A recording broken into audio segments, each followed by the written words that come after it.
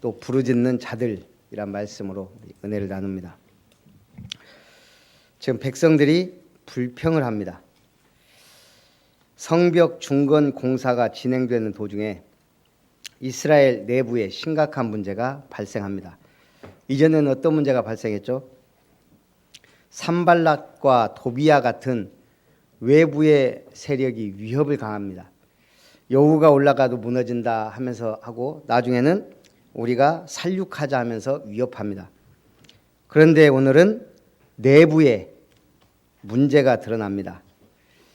흉년으로 인한 식량난과 과중한 세금 부담의 위협. 이러자 각 지역의 관리와 유지들이 고리대금업을 하여 동족들을 착취하고 심지어 종으로 삼기까지 하는 일이 벌어진 겁니다.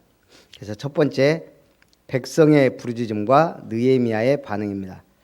유다 백성은 크게 부르짖으며 그 형제 유다 사람을 원망하였는데 이는 비상시국을 이용하여 부하고 권세 있는 자들이 가난한 자들에게 고리로 이자를 받을 뿐만 아니라 빚을 갚지 못한 경우 가난한 자들의 자녀를 종으로 삼는 일을 행했기 때문입니다. 이러자 가난한 백성들이 유다 지도자들을 향해 원망과 불평을 터뜨린 겁니다. 이스라엘 율법에 빚을 갚을 능력이 없을 경우 가족 중 한 사람을 담보로 해서 돈을 빌릴 수 있었는데 이러한 법을 악용해서 일부 유대인들이 동족을 종으로 삼은 겁니다. 자, 유다 백성은 바벨론에서 지금 종살이하다가 자유를 찾아 예루살렘으로 귀환했습니다. 그런데 또다시 동족의 종살이를 하게 된 겁니다. 가난한 사람들은 결국 밭과 포도원을 팔아 종이 된 자녀들을 속량할 길이 없게 된 겁니다. 그러자 느헤미야가 귀인과 민장을 꾸짖습니다. 백성의 부르짖음을 들은 느헤미야는 크게 분노하며 귀인과 민장을 꾸짖습니다. 느헤미야가 분노한 것은 하나님의 말씀에 율법에 대한 불법을 행하기 때문입니다. 하나님은 유대 민족끼리 고리받는 것을 금하셨을 뿐 아니라 가난한 자들에게 이자를 받는 것도 정죄하셨습니다. 동족을 종으로 삼는 것도 금했습니다. 애굽에 종살이하는 중에 하나님의 구속을 받아 자유인이 되었으므로 서로가 자유를 지켜줘야 하는 겁니다. 그러나 유다의 귀인과 민장들은 이방의 풍습을 쫓아 금력으로 타인의 자유를 빼앗고 압제함으로써 하나님의 법을 어긴 겁니다. 이래서 느헤미야가 귀인과 민장을 꾸짖으며 그들이 백성에게서 취한 것들을 다시 돌려줄 것을 명령합니다.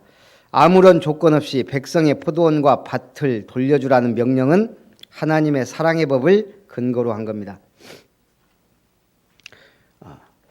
그때 귀인과 민장들은 느헤미야의 명령에 순종할 것을 다짐합니다. 느헤미야는 제사장들을 불러 그들에게 다짐대로 하겠다는 맹세를 하게 하면서 옷자락을 떨고 그 맹세를 지켜 행하지 않는 자는 하나님이 그들의 집과 산업에서 떨어뜨릴 것을 선포하셨습니다. 두 번째는 총독 느헤미야의 청렴 결백함입니다. 이 귀인과 민장들이 반대하지 않고 느헤미야의 말을 그대로 순종한 것은 뭐죠? 하나님의 말씀이 맞다고 인정한 거예요. 두 번째는 느헤미야라는 총독 느헤미야의 특별함이에요. 이 느헤미야는 바사 왕에 의해 유다 총독으로 임명된 특사입니다. 그리고 영적 지도자요 정치 지도자로서 예루살렘 성곽 재건 사역을 지휘한 자입니다. 그런데 법에 따라 정당하게 녹을 먹을 수 있었으나 이스라엘 백성들의 그 형편을 보고 결국 자신의 총독의 녹을 받지 않은 겁니다. 이전 총독들은 백성에게 토색하여 양식과 포도주와 은 40세겔을 취하였고 그 종자들도 백성을 압제했습니다. 그러나 누구보다 백성들의 어려운 사정을 잘 알고 있던 느헤미야는 자신의 총독의 녹을 받지 않고 자신의 재산을 다 들여서까지 성벽 재건에 온 힘을 다한 겁니다. 한마디로 본을 보인 겁니다. 그래서 제가 볼 때 이 바벨론에서 돌아와서 지금 어려울 때요. 특히 지금 그나마 없는데 흉년이 들었어요. 이럴 때 학사 에스라와 지도자 느헤미야 같은 인물이 일어났다는 것은 하나님의 크신 은혜인 줄 믿습니다. 지금 우리가 이 시대의 복음을 받고 성경적 복음적 전도운동 한다는 것 자체가 하나님의 은혜입니다. 우리 한 사람 한 사람 보면 우리가 무슨 능력이 있어서 뭐 그렇게 크게 뭐 타고난 것도 아니고 하나님이 부족한 우리를 통하여 주님의 몸된 교회를 세우고 우리가 하나의 지체로서 주님의 몸된 공동체를 세워가는 줄 믿습니다. 느헤미야는 자신이 백성들의 땅을 사지 않았음을 밝혔습니다. 그리고 권력을 이용하여 부를 축적하고 백성을 압제하는 일을 스스로 금하였습니다. 무엇 때문에? 하나님에 대한 경외심과 백성들을 사랑하는 마음으로.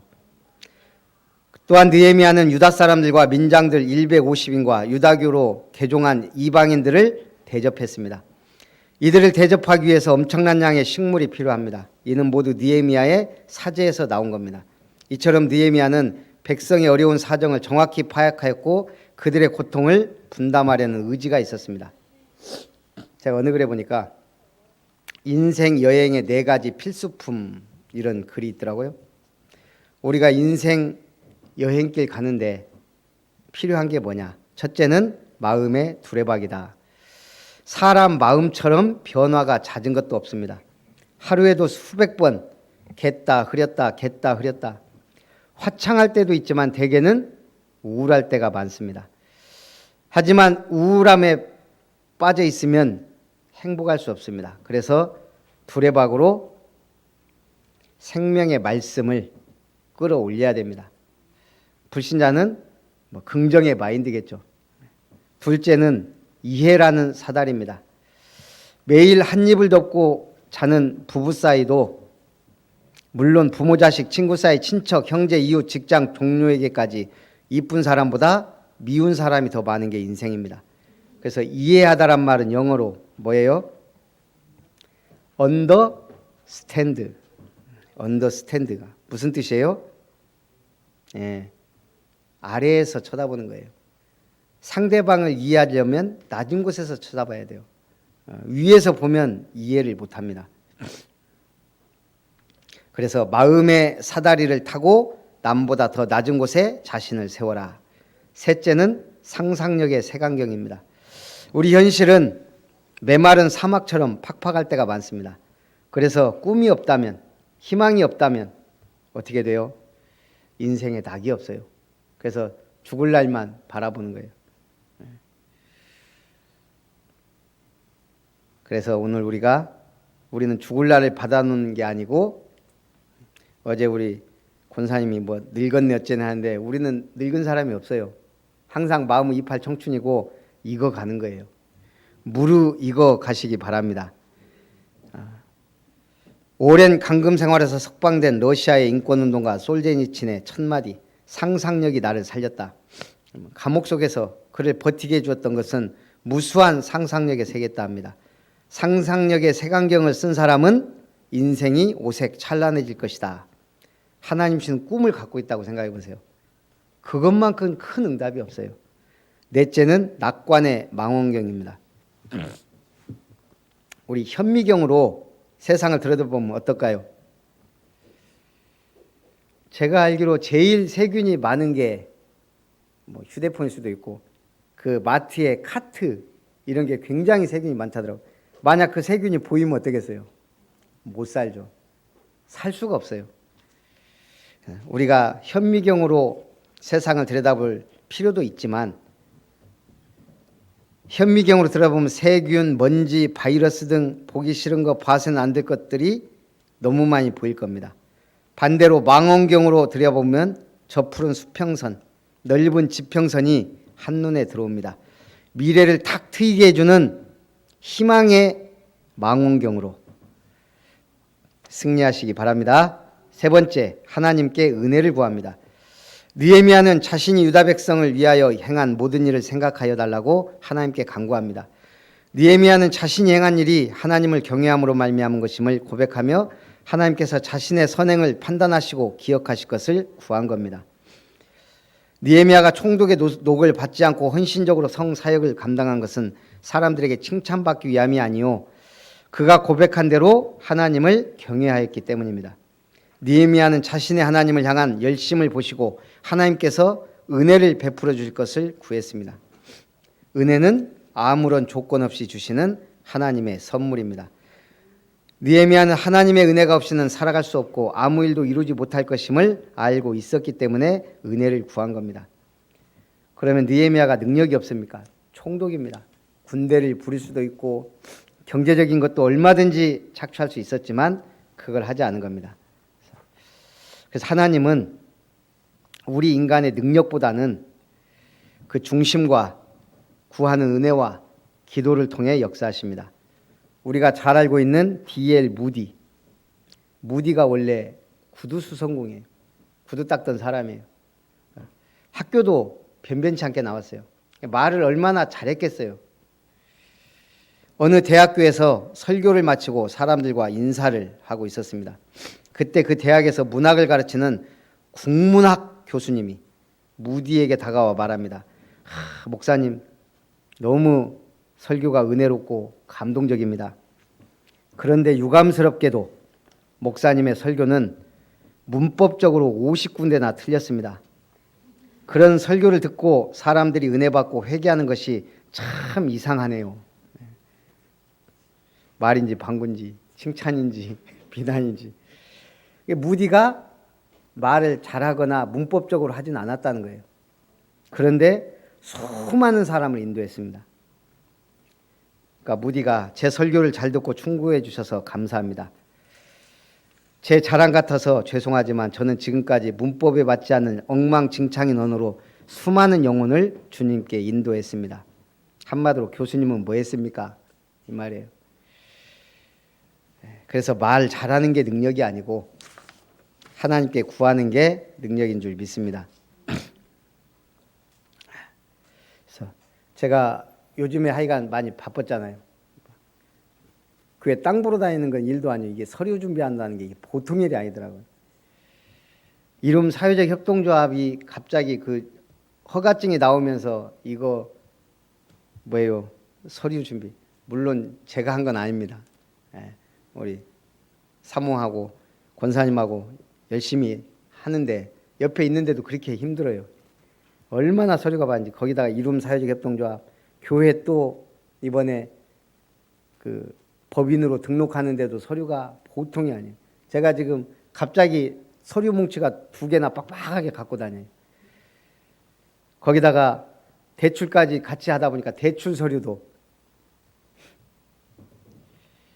그냥 줄 줄 알았어요. 은행이 대충.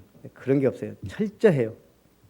제가 놀란 거는 대출 상환 계획서까지 작성해서 바치라 그러더라고요. 그래서 제가 중직자 모임을 해야 되겠다고 확실한 게 그냥 이 사람들이 그냥 돈 되는 대로 갚으세요가 아니더라고요. 여태까지 그렇게 말한 적이 없는데 막상 딱 서류를 준비하는데 보니까 서류가 벌써 10대까지 이상이에요. 그런데 일이 되어지니까 피곤하진 않아요. 피곤하지 않은데 몸은 피곤해요. 뭔 소리인지 모를 거예요, 아마. 이게 좀 그래도 응답으로 오면서 가니까 힘이 나는 거예요. 사실은 제가 복염이 오고 하도 피곤해서 조금 누워있는다 하고 복염이 TV 틀어놓고 좀 쉬고 있었는데 저는 쉬고 있었는데 갑자기 복염이가 여보세요 하면서 권사님 전화 온 거예요. 딱 떴더니 7시네. 안 그랬으면 아마 계속 자고 있지 않았을까. 참 하나님이 오늘 김은석 집사님이 같이 아마 차로 왔으면 전화 안 했으면 계속 자고 있었을 거예요. 그냥. 그럼 이제 알아서 장로님 인도하고 저는 이제 와서 우리 중직자 모임 하고 있었을지도 모릅니다. 결론. 느헤미야는 모든 백성의 본이 됨으로써 유다 사회의 죄악을 효과적으로 개혁할 수가 있었습니다. 또한 철저하게 하나님 중심의 신앙으로 하나님의 일을 감당했습니다. 그래서 느헤미야는 하나님의 일을 한다 생각하고 최선을 다했고 하나님의 은혜를 간구했고 하나님의 도우심으로 모든 개혁을 완성해 가고 성벽 재건을 이루어 갔습니다. 느헤미야의 국정 개혁, 느헤미야는 청렴 결백한 하나님의 사람으로 개혁한 인물입니다. 바사에서 파견된 유대 총독의 신분이었으므로 마음만 먹으면 얼마든지 자기 한 몸 부귀영화 누릴 수 있었으나 모든 것 포기하고 오직 이스라엘의 부흥을 위해 전심전력을 기울였습니다. 자기 식솔들을 거느릴 최소한의 양식과 경비만을 남기고 나머지는 모두 예루살렘 성벽 중건에 사용했습니다. 어찌 됐든 하나님이 지금 느헤미야를 해 나가는 과정 속에 우리가 교회를 이전한 것이 너무 제가 볼 때 시간표가 맞는 것 같아요. 느헤미야의 개혁 정책은 하나님은 언약의 백성은 모두가 한 형제 자매라는 공동체적 신앙에 근거합니다. 그래서 우리가 뭐가 확실해야 되냐? 교회 공동체 안에 다. 이게 확실해야 우리가 교회와 함께 은혜도 응답도 축복도 받게 됩니다. 그래서 그 축복을 함께 누리시기를 주님의 이름으로 축원합니다. 살아계신 하나님 감사합니다. 백성의 부르짖음, 흉년과 과세와 귀인들과 민장들의 탄압으로 고통받는 백성들을 보며 느헤미야가 하나님의 사랑과 백성에 대한 연민으로 이 모든 것을 개혁하며 그 명령에 따라 이스라엘이 변화되었던 것처럼 오늘도 하나님의 말씀을 따라 우리 아름다운 교회가 모든 성도들이 하나 되고 함께 하나님의 역사를 체험하며 누리며 나아가게 하옵소서. 주 예수님의 이름으로 기도하옵나이다. 아멘. 마무리할까요?